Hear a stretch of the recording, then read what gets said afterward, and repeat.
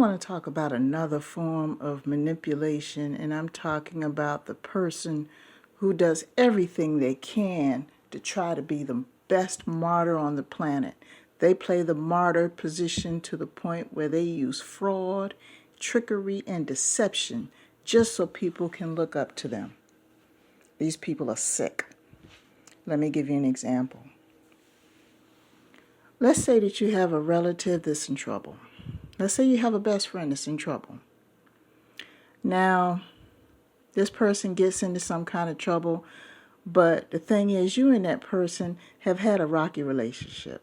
Love you today, hate you tomorrow. Could be a situation that happened between the two of you a long time ago that was never resolved. Could be some jealousy, don't know.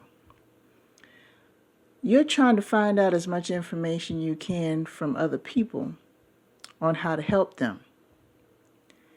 There's always those one or two people that don't like you either, because they were probably fed wrong or misleading information as to why you're on the rocks with this person.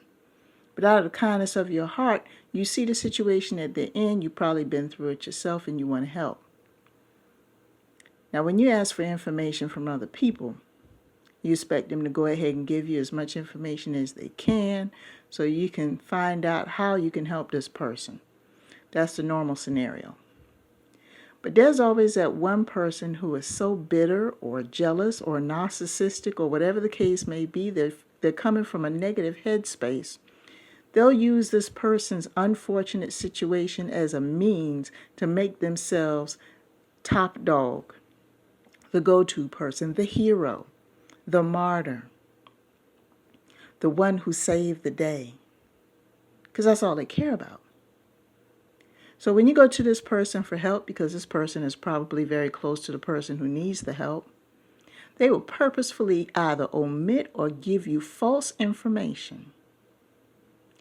Okay, you're like, wow, that's kind of cold-blooded. But it gets worse, people. It gets worse because they'll turn around and give you the wrong information. So when you do try to help, you're either unable to do it or you're led in the wrong direction. And that gives the person who's suffering the impression that you don't even care. When in the background, you were actually trying to help, but you were purposefully given the wrong phone number or the wrong address or the wrong location. They're thinking because you didn't show up and that because you didn't come through for them, that all of a sudden you didn't care. And that's not true at all.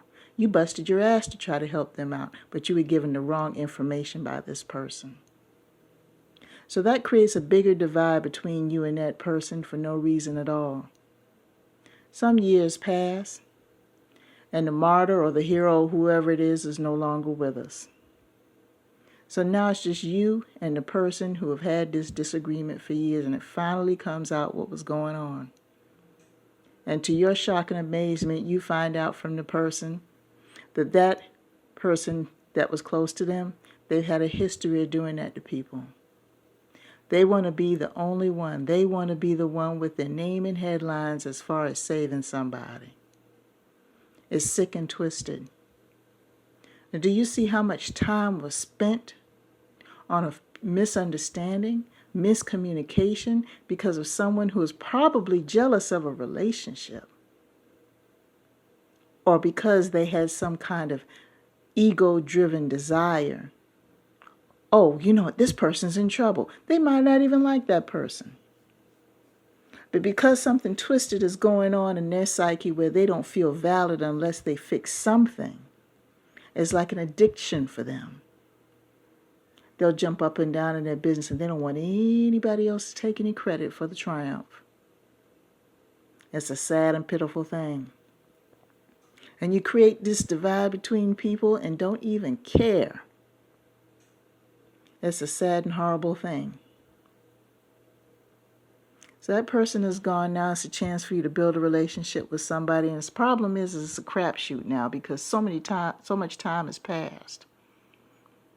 You don't know where this person's headspace is. And now you're to the point now where you don't even know if you can even trust them.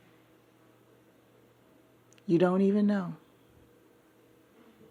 So that's just one scenario I wanted to give you on the idea of how, people emotionally manipulate. There are some people that are in this world that their programming is just off. Their programming is just off. They could have been neglected as a child, abused, or whatever the case may be, and it's interrupted their psyche to the point where they don't feel valid unless they get involved in somebody else's life in some way or fashion. They can't be by themselves. They can't be quiet. Because they figure when the noise stops, they're going to stop. And that's further from the truth. Just saying.